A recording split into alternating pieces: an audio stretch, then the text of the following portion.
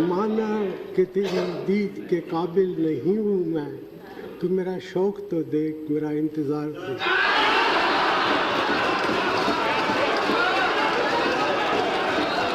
हज़ारों जवाबों से अच्छी है मेरी खामोशी, न जाने कितने सवालों की आबरू रखी।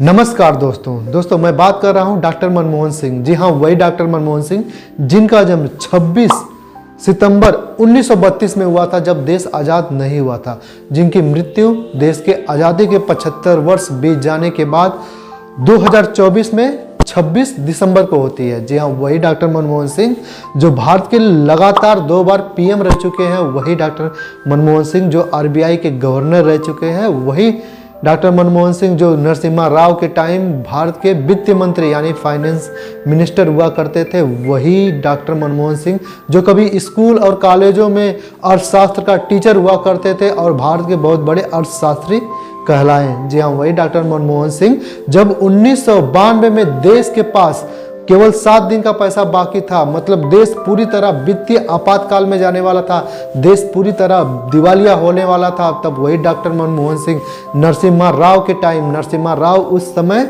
भारत के पीएम हुआ करते थे और उन्हीं के वित्त मंत्री हुआ करते थे डॉक्टर मनमोहन सिंह। उन्होंने भारत को वित्तीय आपात से बाहर निकाला था अपनी नीतियों से। दोस्तों, उनकी नीतियां बहुत ही सिंपल थी और सिंपल नीतियों से उन्होंने काम किया और भारत को डूबती हुई अर्थव्यवस्था को आज लाके ऊपर रख दिया। दोस्तों, जो आज इंडिया में हमारी इकोनॉमी जब तीसरी इकोनॉमी विश्व की बनने जा रही है, हमारे पास बहुत ही ज़्यादा पैसा आ चुका है। दोस्तों, उसकी जो नींव डाली गई थी, आप जान के आश्चर्य रह जाएंगे कि उसकी नींव ये 14 वर्ष में नहीं, उसकी नींव बहुत पहले 1992 में डाली गई थी। किसके द्वारा? डॉक्टर मनमोहन सिंह के द्वारा। 3 रिफॉर्म्स तब इंडिया में लाए थे जब हमारा देश एकदम मतलब वित्तीय आपात में पूरा जाने वाला था, पूरा पैसों के क्राइसिस में पूरा डूबने वाला था। उन्होंने 3 रिफॉर्म लेके आए जिन्हें एलपीजी बोला जाता है। एलपीजी रिफॉर्म, बहुत लोग शायद लोगों को नहीं पता होगा कि एलपीजी रिफॉर्म क्या होता है, जिसको बोलते हैं लिबरलाइजेशन, प्राइवेटाइजेशन, ग्लोबलाइजेशन। तब जब दोस्तों 1992 के पहले अगर जब भारत में कोई कंपनी आके यहाँ पे इन्वेस्ट करना चाहती थी तो दोस्तों यहाँ पे बहुत सारे दफ्तर, ऑफिस के मतलब बहुत सारे सरकारी कर्मचारियों के नेताओं के यहाँ जाके अपना मतलब कागज पास करवाना पड़ता था। वो भी नहीं हुआ करता था, मतलब नहीं पास होता था। पैसे खाने के चक्कर में लोग नहीं किया करते थे।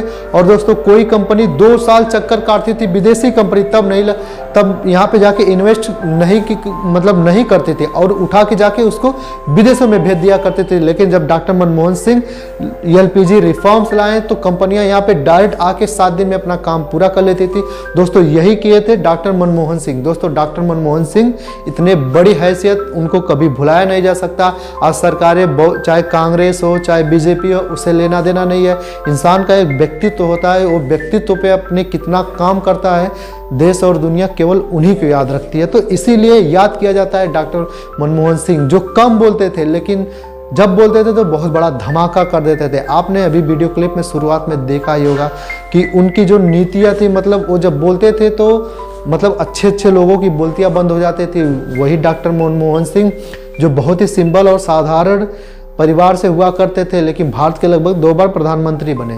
और दोस्तों, जब मैं 1992 के फिर से एक बार कोट करके दोहराऊंगा, जब 1992 में देश वित्तीय आपातकाल में जाने वाला था। दोस्तों, जब देश का जो सोना बचा कुचा हुआ सोना था, अब हमारे मतलब विदेशों में जाने वाला था, आईएमएफ से लोन लेने के लिए इंडिया बिल्कुल भी तैयार नहीं था, फिर भी उसे मजबूरन लोन लेना पड़ा था।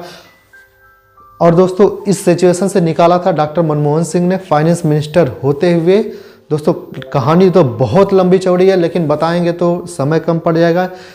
दोस्तों, डॉक्टर मनमोहन सिंह की बहुत सारी ऐसी बातें हैं जो आप बहुत बारे में सुने भी होंगे। कोई दोस्तों इतना महान नहीं बनता। आज चाहे कोई भी पार्टी का नेता हो, चाहे अभिनेता हो, चाहे भी कोई भी पार्टी से कार्यकर्ता हो या नहीं हो, सब लोग दुखी हैं क्योंकि उनका निधन हो चुका है। दिल्ली के एम्स हॉस्पिटल में उन्होंने आखिरी सांस ली, जो दोस्तों जिनकी उम्र हो गई थी लगभग 92 साल जिए, लेकिन देश को उन्होंने हजारों साल जिलाने का जो कार्य करके गए हैं, दुनिया उनको याद रखेगी, उनके सराहनीय कामों को याद रखा जाएगा।